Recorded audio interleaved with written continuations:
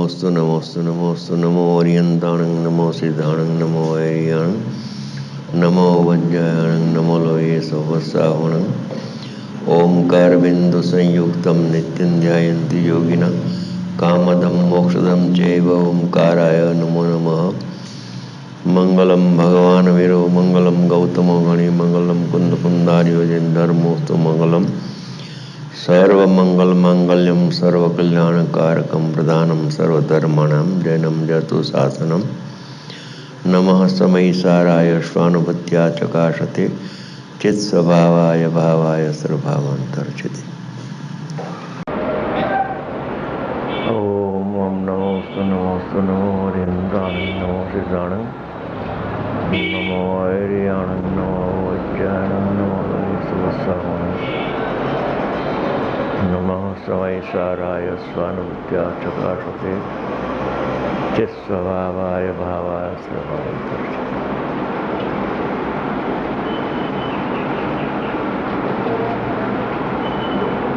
અત્યારે ટાઈમ ચર્ચાનો રાખ્યો છે. બપોરે 3 થી 4 વ્યાખ્યાન છે, એટલે વ્યાખ્યાનમાં આવી ગયું હોય, ન સમજાણું હોય, ઓછું સમજાણું હોય તો અત્યારે પ્રશ્ન કરી શકાય. પ્રશ્ન કરવો હોય તો કરે કોઈ.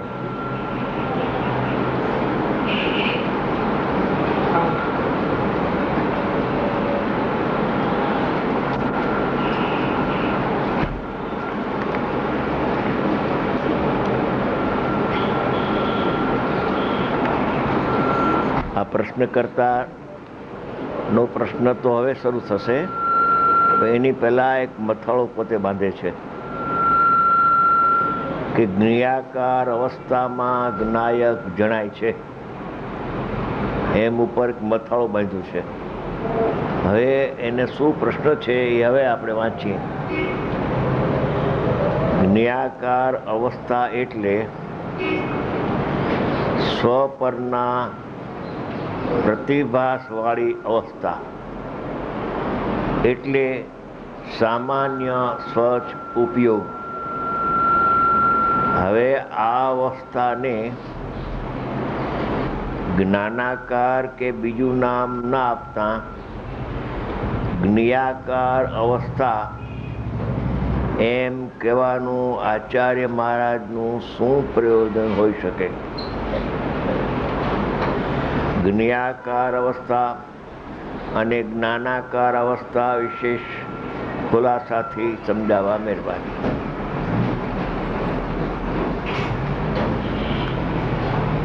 એ જ્ઞેયાકાર અવસ્થાનો ખુલાસો એવો છે કે એમાં પ્રશ્નકારે સ્વ પરનો પ્રતિભાસ રાખ્યો છે. જ્ઞેયાકાર અવસ્થામાં સ્વ પર પ્રકાશક પ્રશ્નકારે લખ્યું નથી એટલું સારું છે. એટલે સ્વ પરનો પ્રતિભાસ થાય છે, સામાન્ય જ્ઞાનની પર્યાયમાં પર્યાય પ્રગટ થાય છે, ત્યારે સ્વ અને પર પદાર્થો એમાં પ્રતિભાસે છે, અવભાષણ થાય છે, એમાં ઝલકે છે. જેટલા શબ્દો કહેવાય એટલે કહેવા, કેમ કે એ સામાન્ય જ્ઞાન છે, એ હજી સમ્યક જ્ઞાન કે મિથ્યા જ્ઞાન નામને પામ્યું નથી. એટલે એને જ્ઞાનાકાર ન કહેતા એ જ્ઞેયાકાર કહ્યું. અને જ્ઞેયાકારમાં 2 આવવું જોઈએ. જ્ઞાનાકારમાં 1 આવે, જ્ઞેયાકારમાં 2 આવે. જ્ઞેયાકાર એટલે જે સ્વચ્છ પર્યાય પ્રગટ થાય છે, એની અંદર સ્વ અને પર પોતાનો શુદ્ધાત્માય અંદર પ્રતિભાસે છે જ્ઞાનની પર્યાયમાં, અને લોકાલોક પોતાના આત્મા સિવાય અનંતા જીવો, એક એક જીવની ભૂત ભવિષ્ય વર્તમાન 3 કાળની પર્યાય સહિતનો એક જીવ, એવા અનંત આત્માઓની ભૂત ભવિષ્ય વર્તમાન 3 કાળની પર્યાય સહિતના અનંત આત્માઓ છે. એક પરમાણુ એ પણ ભૂત ભવિષ્ય વર્તમાન 3 કાળની પર્યાય સહિતનું દ્રવ્ય છે. એવા અનંતાનંત પરમાણુઓ પણ ભૂત ભવિષ્ય વર્તમાન ત્રણ કાળની પર્યાય સહિતના પૂતગલ દ્રવ્યો એ જ્ઞાનમાં પ્રતિભાસે છે. એવી એક કોઈ સહજ સ્થિતિ છે. જ્ઞાન એને જાણવા જતું નથી અને જ્ઞેયો જ્ઞાનમાં આવતો નથી. જ્ઞેય જ્ઞેયના સ્થાનમાં છે, જ્ઞાન જ્ઞાનમાં સ્થાનમાં છે, પોતપોતાના સ્થાનમાં બિરાજમાન છે.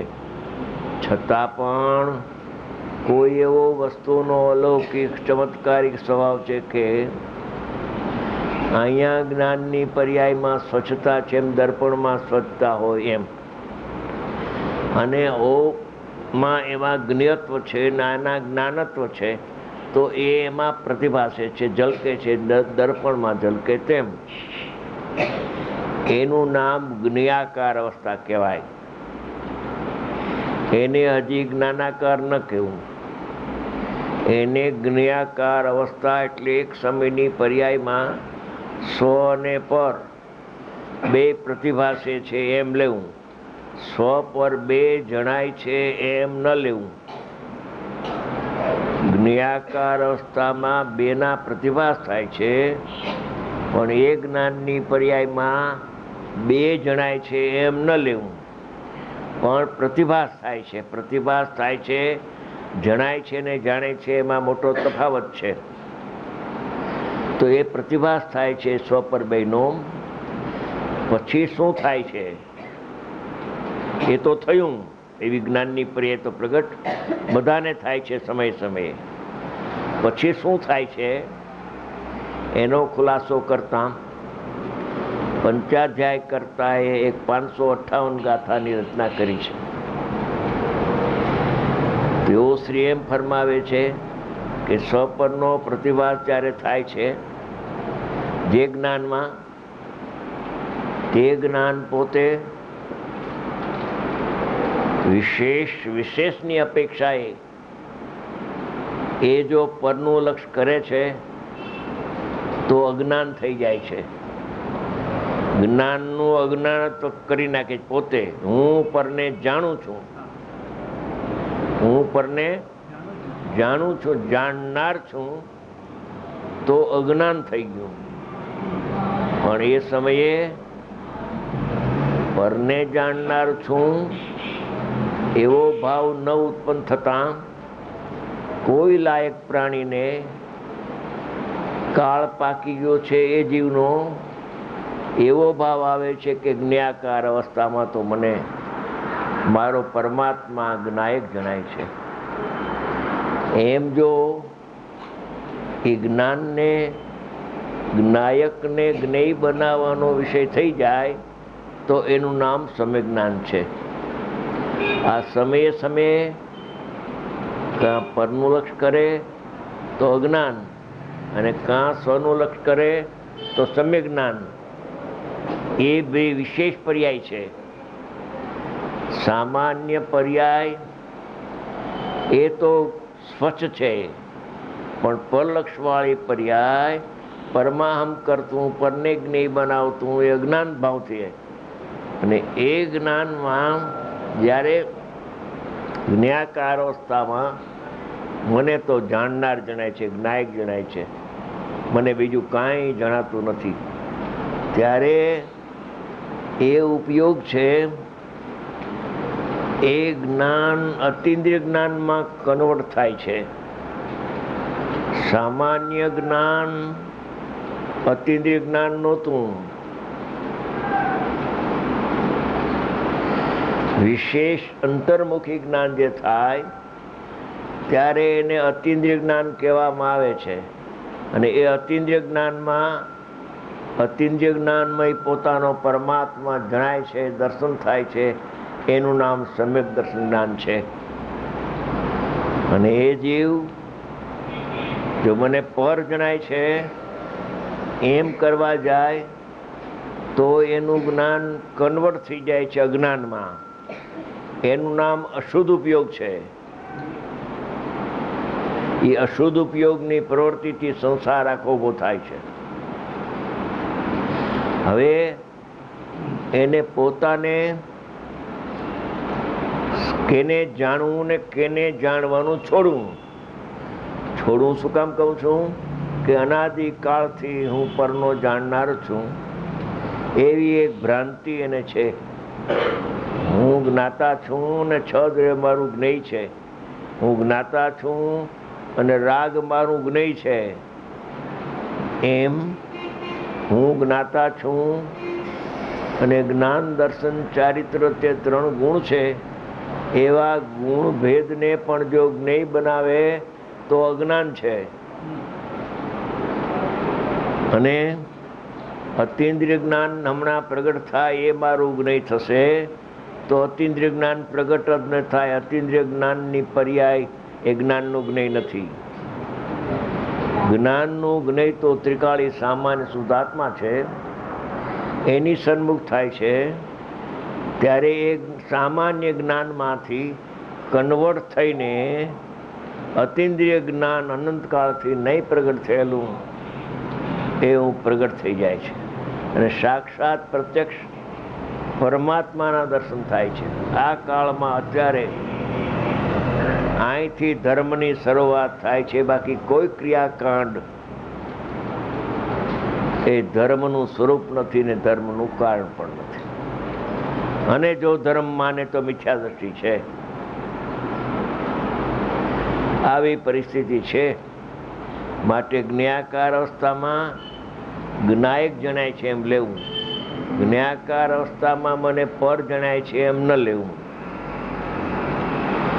હવે જેવી રીતે આત્મા ત્રણેય કાળ અકર્તા હોવા છતાં અને પરિણામથી ભિન્ન હોવા છતાં પણ પર્યાય દ્રષ્ટિવાળાને પર્યાયથી સહિત ભાસે છે. આત્મા સહિત ભાસતો હોવાથી તે પરિણામનું હું કરતા છું એમ ભાસે છે. એ કરતા બુદ્ધિવાળો જીવ મિથ્યાત્વ દશાને પામી જાય છે. એ શ્રદ્ધાનો દોષ એમાં આવે છે. અને જે પરિણામને હું કરું છું એમ માને તો શ્રદ્ધાનો દોષ, અને પ્રગટ થતા પરિણામને હું જાણું છું તો જ્ઞાનનો દોષ.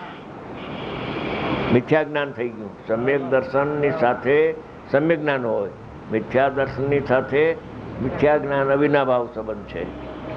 એટલે એક સાથે બે ભૂલ જીવ કરે છે. એ ભૂલ ભાંગી જાય અને આત્માનો સાક્ષાત અનુભવ થાય એવી વાત છઠ્ઠી ગાથામાં 2 પ્રશ્ન પૂછ્યા છે કે શુદ્ધ આત્માનું સ્વરૂપ શું અને શુદ્ધ આત્માનો અનુભવ કેમ થાય. એ 2 વાત પૂછી હતી. એનો પહેલો જવાબ આપ્યો કે આ ભગવાન આત્મા પ્રમત ને પ્રમત દશાઓથી રહિત છે. રહિત હોવાથી કરતા નથી, અકર્તા છે. એ અકર્તાના પક્ષમાં આવ્યા પછી એવો અકર્તા જ્ઞાયક ભાવ ઇન્દ્રિય જ્ઞાન વડે જણાતો નથી. અને જ્ઞેયને જાણે તો એ જ્ઞાન જણાય નહીં.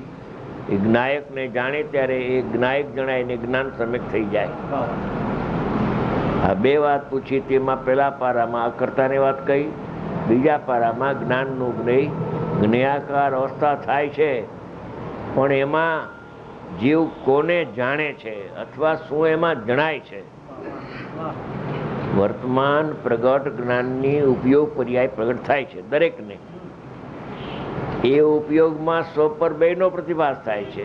તો સ્વ જણાય છે કે પર જણાય છે, બસ એટલું ભેદ જ્ઞાન કરે તો એનું કામ થઈ જાય છે. કે જ્ઞાકાર અવસ્થામાં જ્ઞાયક જણાય છે, જ્ઞેય જણાતું જ નથી. પછી નિર્વિકલ્પ ધ્યાનમાંથી બહાર આવે છે ત્યારે જ્ઞેયોને જાણનારનું ઇન્દ્રિય જ્ઞાન એ પણ પ્રગટ છે અને પ્રગટ થાય છે પાછું. એ ઇન્દ્રિય જ્ઞાન રાગને જાણે છે. આત્માનું જ્ઞાન રાગને જાણતું નથી તો લોકાલોકને જાણે છે એ વાત રહેતી નથી. જો એમ માને કે આ દુઃખને રાગ થયું એને મારું જ્ઞાન જાણે છે એમ ન લેવું. પણ ભગવાને એને જાણનાર બીજો છે એમ બતાવ્યું છે કે ભાવ ઇન્દ્રિય એને જાણે છે. બીજો બીજાને જાણે છે. હું રાગને ને દુઃખને હું જાણતો નથી. કેમ નથી જાણતો? કે મારા સ્વભાવમાં જ પરનું જાણવું એનો અભાવ છે. છતાં પણ અનાદિકાળથી એમ માને છે કે હું રાગને કરું છું અને રાગને હું જાણું છું. પાછું 12મી ગાથામાં આવે, સાધક થયો, સવિકલ્પ દશામાં આવ્યો, ત્યારે વ્યવહાર જાણેલો